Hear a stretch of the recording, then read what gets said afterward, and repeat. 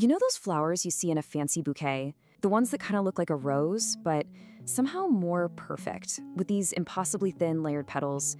Well, that's a ranunculus. And today, we are going to pull back the curtain on how you can grow these stunning, seriously expensive florist flowers right in your own backyard. And I promise it's not as hard as you think, but yeah, there is a secret. They get called the rose of spring, and you can totally see why. That tight swirl of petals is just mesmerizing. I mean, they're the undisputed queens of the spring garden, the kind of flower that literally stops people in their tracks. But of course, there's always a catch, right? And oh boy, what a catch it is. See, the ranunculus has a reputation for being, well, a bit of a diva. They are notoriously fussy to grow because they have some very specific and kind of contradictory demands. And here is the gardener's dilemma in a nutshell. On one hand, you have the dream, right? These gorgeous blooms that can last for 2 whole weeks in a vase. But then there's the reality. This is a plant that hates the bitter cold, but it also hates summer heat.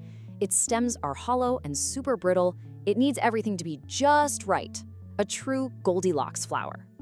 So how in the world do you create that perfect environment if you don't have a professional heated greenhouse? Well, the secret, it turns out, is a surprisingly simple DIY solution called a low tunnel. And let me tell you, this is a total game changer for home gardeners. So what exactly is a low tunnel? It's pretty much what it sounds like, a little unheated greenhouse. You just put some simple hoops over your garden bed and stretch clear plastic over them. Seriously, that's it. It's an incredibly simple but effective way to control a plant's little microclimate. And this is how it solves the whole ranunculus problem. First, you get frost protection because it traps the daytime heat. Second, it's a windbreak, which is perfect for those delicate, hollow stems. And third, and this is the really cool part, it warms the soil, tricking the plants into waking up and blooming weeks, maybe even months earlier than they would otherwise. All right, so how do we get started? Well, this journey doesn't begin with a seed or a bulb. It starts with something that looks like it crawled out of a sci-fi movie. We need to wake up the claws. Yep, ranunculuses grow from something called a corm. And when it's dormant, it looks exactly like a little bundle of dried up spider legs. It is bizarre, I know, but believe it or not, this creepy little claw holds all the potential for those incredible flowers. The very first step is to wake them up with a good soak. You just put the corms in a mesh bag and pop them in some room temperature water. Now listen up, because this part is crucial. Only 3 to 4 hours. Any longer and they will rot. A little pro tip is to use a small aquarium bubbler to keep the water oxygenated. And the transformation is kind of wild.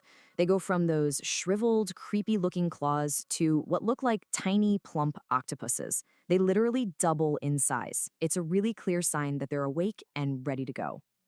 Now, you could plant them right away, but here's a step you don't want to skip: pre-sprouting. This way, you make sure you're only planting the ones that are actually viable. You know, no duds. Just put them in a tray of moist soil, make sure those claws are pointing down, and stick them in a cool, dark spot for about 2 weeks. Once you see those little white roots, they're ready for the main event. Thanks to our low tunnel, you get this huge head start. We're talking planting 4 to 6 weeks before your area's last frost date. You just plant them about 2 inches deep, 6 inches apart. And remember, the second they're in the ground, get those hoops and that plastic cover on. You want to start trapping heat right away. Getting them planted is one thing, but now comes the most critical, hands-on part of this whole process. For the next few months, you get a new job title. You are now the tunnel doorman. And trust me, it's a very, very important job.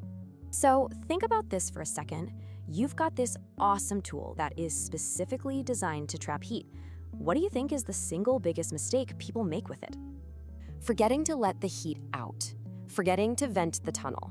I know, it sounds totally backward when you're trying to protect plants from the cold, but it is absolutely 100% essential. Just look at this. Even on a chilly 40-degree day, if the sun's out, the inside of that sealed tunnel can bake, reaching 90 degrees or even more. And here's the kicker. Ranunculus stop growing if their soil gets above 70 degrees. You can literally cook your plants if you're not careful. So here's the simple rule you have to live by. If the sun is out and the temperature is above freezing, you have to open the ends of the tunnel to let it breeze through. Then, in the evening, you close it all up again to trap that warmth for the night. Open in the morning, close at night. That's it. That's the job of the doorman. So after all that careful work, the soaking, the planting, the daily venting, you finally get your reward. And it is a sweet one. Welcome, my friends, to the marshmallow harvest. Okay, here's the final secret to success. You don't wait for the flower to open all the way on the plant. To get the absolute longest vase life, you pick it when the bud is still closed but has its color. And the test? You just give it a gentle squeeze. If it's hard like a marble, it's too early. It should feel soft and just a little squishy, exactly like a marshmallow. And why do we go to all this trouble? Because a ranunculus picked at that perfect marshmallow stage will last an incredible 10 to 14 days in a vase. That is an amazing return on your investment of time and care. So yeah, it's high-effort gardening. You have to be a doorman. You have to be a weather watcher. But when you are the only person on your street with buckets of these lush, rose-like flowers while everyone else is still staring at bare ground, you will realize it was worth every single second. So the only question left is, are you ready to be the doorman for the rose of spring?